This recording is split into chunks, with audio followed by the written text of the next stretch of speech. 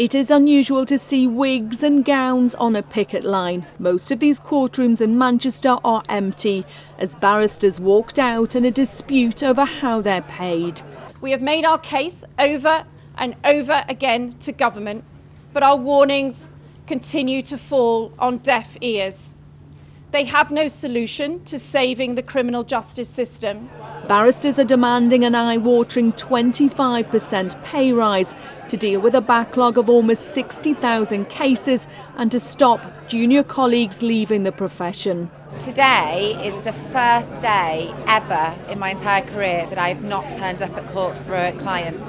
I've always turned up even if I'm sick. That is because things have reached an absolute breaking point. You are seen as an elite profession. There are people who are going to food banks on 0-hour contracts. They won't have much sympathy for your cause. Junior barristers in their first 3 years, a lot of them are earning less than minimum wage.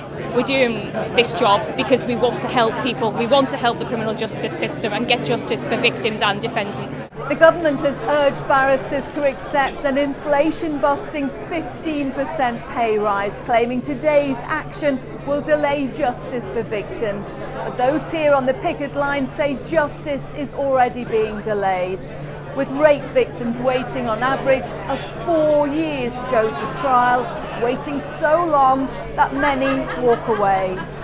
Barristers claim they now earn less than a barista in a coffee shop because of hours of unpaid work. I've done cases where when you've added in the preparation work, often which you don't get paid for, you could be earning on certain cases about 49 pence an hour. That is a real case which I've done in the past. They say crime doesn't pay. Is it something that you'd be looking to walk away from? If it becomes untenable, I, like everybody else, will have to find a way to survive. Simply increasing wages at a time of inflation could exacerbate the problem, and that's why, although it's challenging and difficult, we do need to see some wage restraint during this period.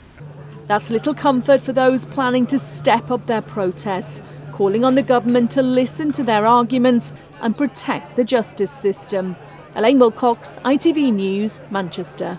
Simply increasing wages at a time of inflation could exacerbate the problem, and that's why, although it's challenging and difficult, we do need to see some wage restraint during this period.